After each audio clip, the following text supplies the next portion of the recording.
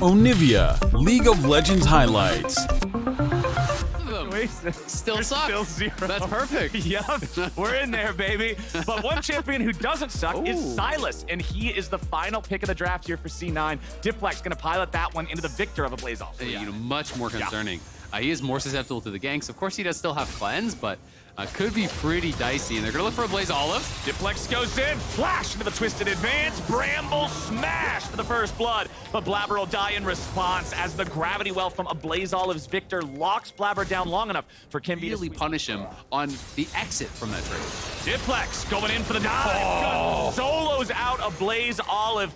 Isaac, you said that Diplex needed to step up that laning phase here for C9, and he's doing it as he finds the solo kill on the IMT mid laner.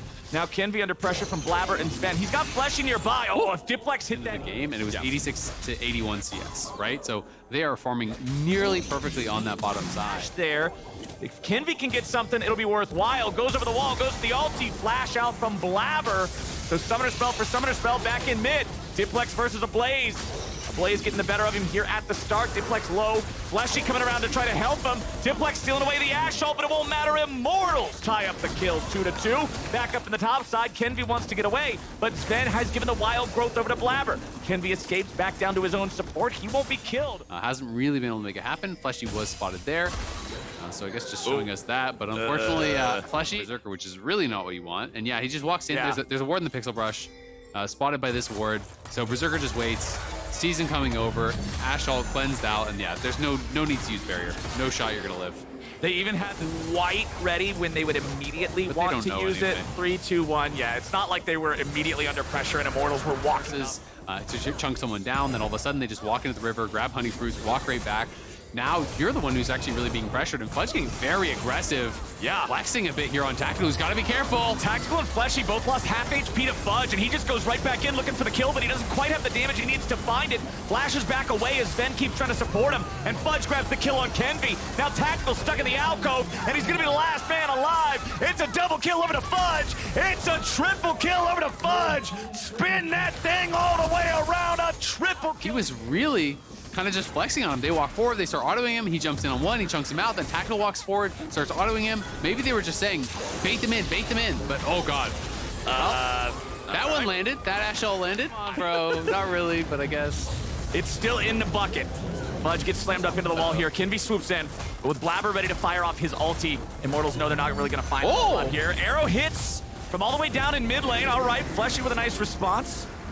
But unfortunately, no way for Immortals to follow that up. They can't engage on the Maokai when the Fed Jack is right next to him. The dive comes in. C9 brought everybody to the party, and they're still ready to keep on going. First turret falls. Blabber wants to stick onto Fleshy there with the same amount of strength. He has Kenvi nearby, so they should be able to still take the tier 1.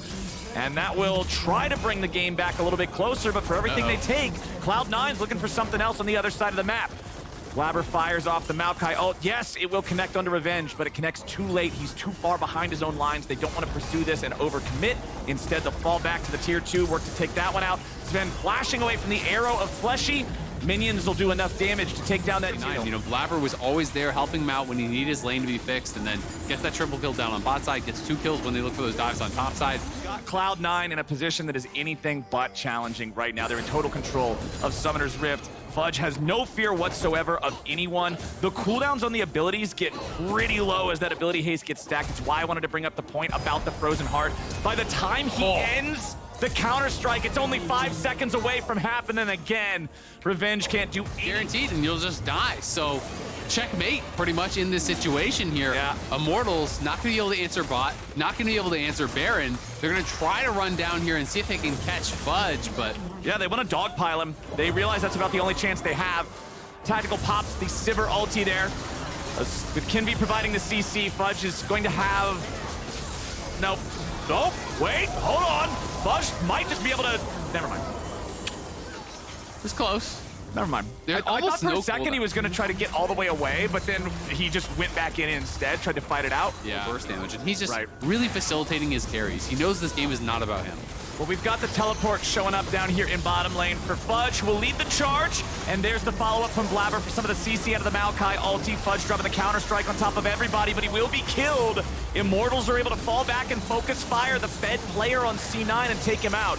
C9 still managing to achieve the force down on both the tier 3 turret as well as the inhibitor here in the bottom lane. Berserker is still alive. Zeri time! Can the Zeri find the kill? Yes, he flashes forward into the ulti. He goes on the killing spree, and he needs a little bit more. He should be able to get just that.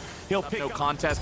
Immortals are at the point where they need a Cloud9 mistake. This game is so far out of their control now. Response from IMT. Yeah, they're trying to get the TP at the very least from Revenge. Revenge is trying to prep his Mega Gnar, and now he's going to TP in. Berserker gets stunned up by the Ash Arrow, but now they're ready to counterattack. Here comes Fudge, jumps in, finds the stun on 3. They've already killed the enemy jungler, they've already killed the enemy top. They're gonna stop anytime soon. Fudge keeps leading the charge, and Ablaze Olive has to try to kite it out. The Ghost might be able to get him away, but the Leap Strike is once again too fast. A double kill back to Fudge, and Blabber wants to run down the last man of Immortals. Ven and Berserker come flying in over the wall, and that'll do it. 5-0. 17-5 overall, the second triple of the game for Fudge, and C9 will walk it in. Cloud9, a really strong showing here today. Blabber, I think, played a near-perfect game, setting up his lane for success, really enabling Fudge to get through those difficult early levels, and then Fudge just started to take over, winning those team fights, getting himself ahead, and really becoming unstoppable. C9 bottom lane duo also both remaining deathless by the end of this one. You talked about the quiet scaling of the Zeri, and then just being able to pop off in the team fights, supply the DPS,